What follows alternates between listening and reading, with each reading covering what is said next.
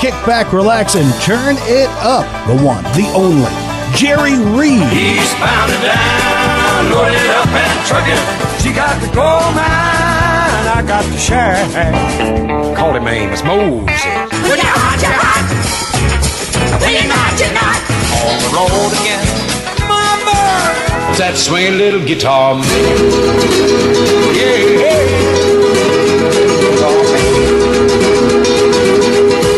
Turn that thing on and turn me loose. I'm ready. Well, it all got started in about 1954 down in Atlanta. That's where it started with Bill Lowry. Bill Lowry was a DJ, and he went into the publishing business, and I met him when I was about 15, 16 years old. Eddie, and he encouraged me to write songs and bring them to him. He was going into the publishing business. And I did, and lo and behold, when I was a junior in high school, he got me a recording contract with Capitol Records. Can you imagine that? Yeah, actually, I've read a couple things. I've heard you were 16, I've heard you were 17, I've heard you were 18. Well, I was 18 when I recorded. I was 17 when he signed me, when Ken Nelson signed me, and he said, "Now, you're too young. We're going to wait a year." So he recorded me when I was 18 years old. He should have waited about 3 or 4 more years. Because I had one record. My first record went to number 25 in the charts. And I thought, man, I'm off and running. Well, I quit my job down at the car wash, left my mama a goodbye note. You know, you're a funny man, and you've incorporated that humor into so much of your music and your acting. I got to ask you, though, has being funny ever affected the way you're perceived musically? Did it ever get in the way of being respected as the fine musician and actor that you are? I don't think so, Eddie, because that's my persona. That's what I am. That's what I project. And really, that's what I am. You know, you can look at life several different ways, I guess, but people have always been funny to me. We're pretty funny down here. We do stupid things. You just like to keep things on the bright side. Well, yeah, you know, and I'm just one of those that looks at everything through a funny set of eyes, I guess. Son, pay for my Cadillac. Now, Jerry, throughout the years, you have graced the sessions and studios of so many names, probably more than we could even take time to mention now. Of all the sessions you've taken part in, is there one that stands out in your mind? Well, it's got to be Elvis when he cut Guitar Man. That was such a surprise to me. Elvis heard my cut of Guitar Man on my album, and, he just got out of the Army, and he was looking for something a little different, and so he came here to town. They were recording it, and the pickers couldn't make it sound like my record, and he wanted it to sound like my record, and his producer told him, said, "Well, now, if you want it to sound like Reed's record, you got to get Reed in here to play guitar on it, because these guys they don't play like Reed. He's a finger picker, and they don't even got any idea what he's doing." So I got to go in there and pick my guitar and look at Elvis Presley singing my song. You think that won't make your day? Similar question. Of all the movies you've taken part in, is there that one special movie? Oh, absolutely. That's Smokey. Smokey and the Bandit. I mean, are you kidding me? All we did was run up and down them Georgia highways wrecking cars.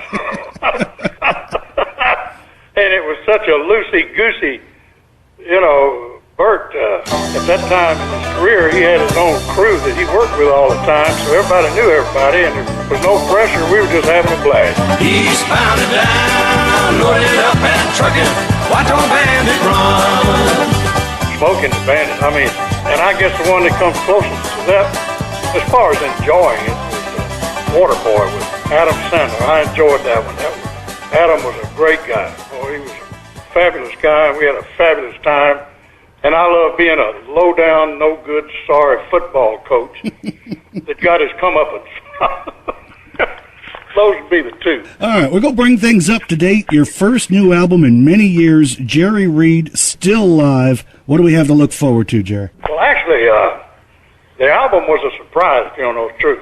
Chet Hinesley, the guy that helped me produce this, came out on the road to record Father Time and Gravity, which is a comedy song that I wrote about all my brothers and sisters that have been around as long as I have and have suffered under the pressure of Father Time and what gravity's done to their bodies, see? And I said, I need a live audience because it's a comedy song and we need to get the laughter and stuff. But he just recorded the whole show. And, man, what a show it was. I'm telling you, the band was man, that band was on, and I was on, the audience was on. It was just one of those magical nights, Eddie. And we got back and got to listen to it, and I said, well, man, let's just do an album. So that's how it all came about. It's just we recorded the show. And the name of the album is Jerry Reed Live Still. Quite a treat for the fans, huh? Well, I want my fans to especially get this album and listen to the second song called Father Time and Gravity, because I wrote this song thinking exclusively about them. I got to looking around at all my fishing buddies and all my picking buddies, and I got to noticing what Father Time and Gravity has done to their bodies. And I sat down with pen in hand and I wrote it just that quick.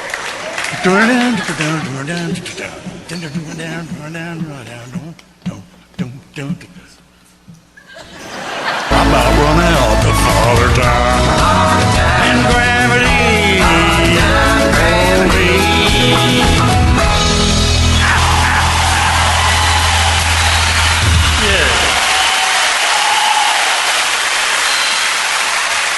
Are we having fun yet? Well, I was looking in the mirror. I thought you'd written it for me, Jerry. I have. Oh, okay. Well, you qualify. This is for anybody. Well, actually, it's for everybody. For people over 30, this song qualifies, and for people under 30, it's previews of coming attractions. There you go. I love it. I love it. That's not funny, huh? Yeah, I'm anxious to get back in the studio and do what I love to do better than anything, and that's produce a good time in the studio with a bunch of good pickers. Just get in there and have a hoot there, you know, throwing babies up there, having so much fun. Couple quick questions. Your favorite sports team? Oh, are you kidding? I'm from Atlanta. Who do you think it is? The Atlanta Braves. Any song that you wish you had written? Oh, my Lord. I guess so. But one I love that I didn't write that I wish I'd written, Harlan Howard, called Busted. Any artist, living or dead, you'd like to do a duet with? Oh, a duet. There's a concept. Yeah. I'd like to do one with Tater, Jimmy Dickens. I love Tater.